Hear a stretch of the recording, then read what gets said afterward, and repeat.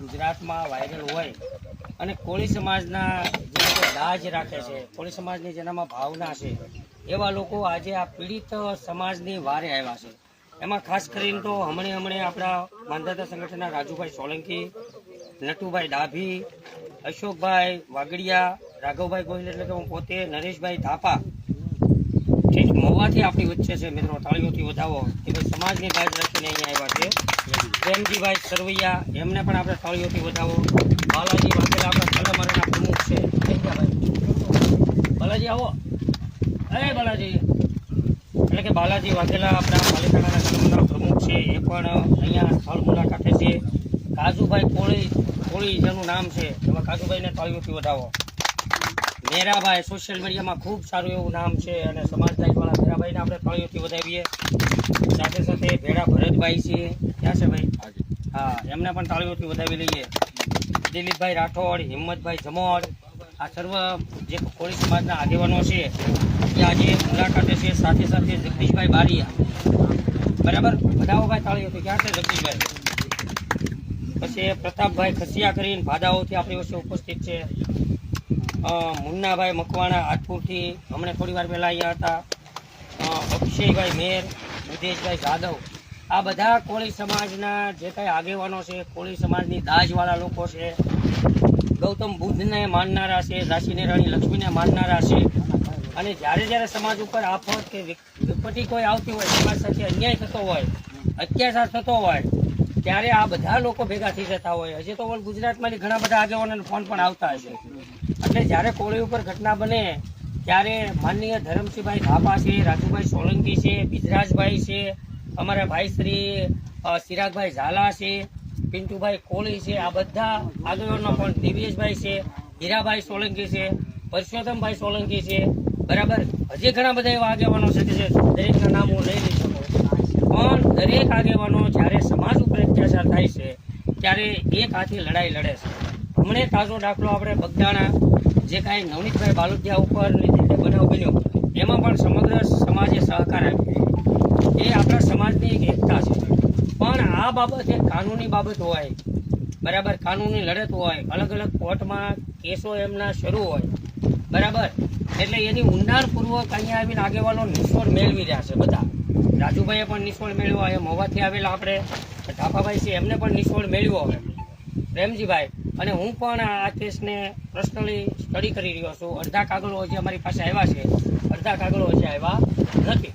સમગ્ર કાગળો આવે ત્યારે આપણે એનું અવલોકન કરી અને મેટર શું છે એ સમાજને આપણે ધ્યાને દોરશું, બરાબર.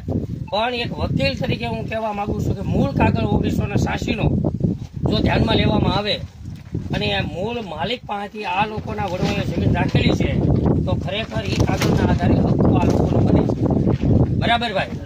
આ લોકોની લડત ખોટી નથી કહેવાનું એમ છે, બરાબર. કોર્ટ કચેરીમાં યોગ્ય વકીલની રજૂઆતના અભાવે નિર્ણયો કોર્ટ કચેરીએ અલગ અલગ પ્રકારના આપ્યા છે પિટિશનમાં, એમનો અભ્યાસ હું કરી રહ્યો છું.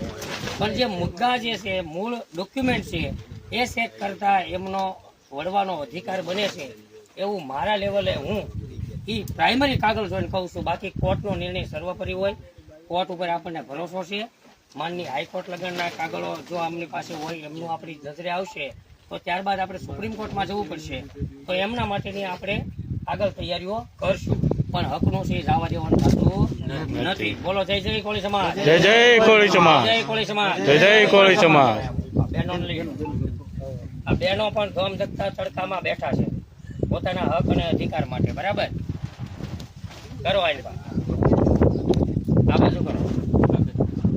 સર્વ લોકોને અપીલ છે કે ભાઈ આ સમાજનું છે. અહીંયા રાઘવભાઈ તે નીચે પાથરણે બેહે, અહીંયા સમાજના કોઈ પણ આગેવાનો છે નીચે પાથરણે બેહે, બધા સમાજ માટે હરખા છે.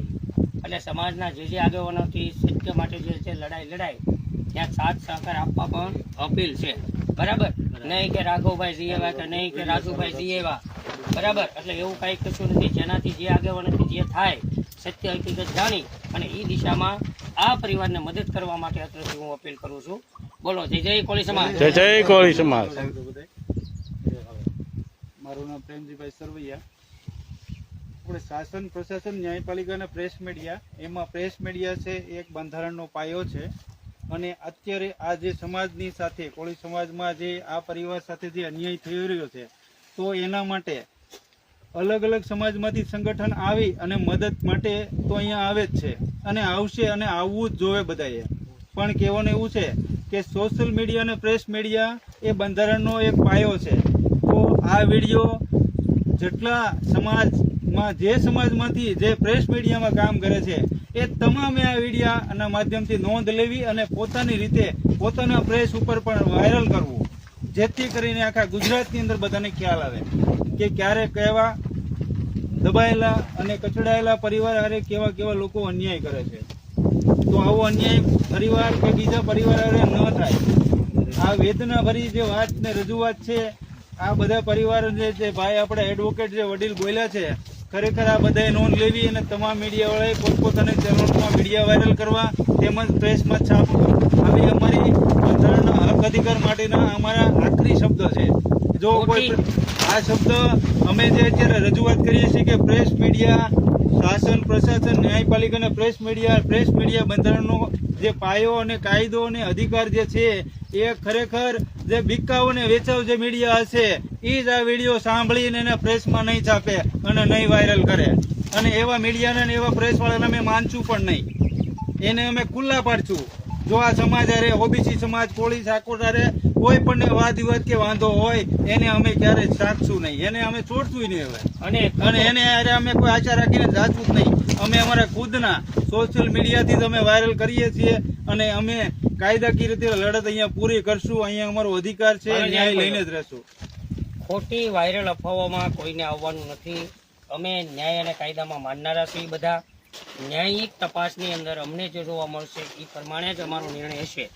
અમારે કોઈ ઉગ્ર આંદોલન કરવું કે કોઈ ટોળાશાહી કરવી કે કાયદો વ્યવસ્થા હાથમાં લેવી કે સમાજને ગેરમાર્ગે દોરવો, આવું કશું અમારામાં છે નહીં. સત્ય સુધી અમે અભ્યાસ કરી રહ્યા છીએ. સત્ય જ્યારે બહાર આવશે ત્યારે અમે જણાવશું.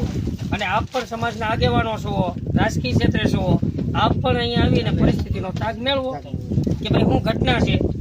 બરાબર. બાકી ખોટી અફવામાં કોઈને આવવાનું નથી. બરાબર. સત્ય જે હશે એ સત્યની સાથે રહેવાનું છે ભાઈ. બરાબર છે ને? મારું નામ નરેશ ઢાપા છે. હાલ અમારા યુવા સંગઠન મહુવા તાલુકા પ્રમુખ અને ગુજરાત રાજ્ય મીડિયા કન્વીનર. મારે એક નાની વાત છે. મારા છે વાત પોલીસ તંત્ર ઉપર.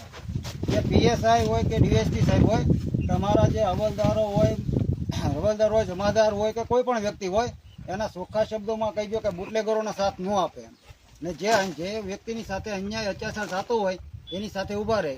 અને જો ધાક ધમકી અમે વિડીયાની મેં સ્પષ્ટ જોયું છે કે દાદાગીરી કરે છે. જે જમાદાર છે એનું નામ તો કઈ ખરું તો દશરથભાઈ કે મેં દેશભાઈ. એટલે આ રીતનું વર્તમાન હવે કરે નહીં અને બુટલેગરોનો સાથ ન આપે. નકર કોળી સમાજ કોઈનું સાથી નહીં લે. જય કોળી સમાજ. દરેકને કાયદામાં રહ્યો તો ફાયદામાં રહ્યો. અમારે કાયદો હાથમાં લેવાનો નથી, પણ અમારા સમાજનો અન્યાય થાય એ પણ સહન કરવાનું નથી. બરાબર. બાકી જો બુટલેગરો કાયદો હાથમાં લઈશ ને, તો અમે આ કાયદો હાથમાં નથી લેતા એનું કારણ બીજું કોઈ નથી. અમે કાયદાને માન આપીએ છીએ. બાકી જે દી કાયદો અમે હાથમાં લેશું ત્યારે કોઈ અમને સંભાળી નહીં કે એટલું તમે યાદ રાખજો. આ અમારી ખુલ્લી ચેતવણી છે. જય કોળી સમાજ. જય કોળી સમાજ.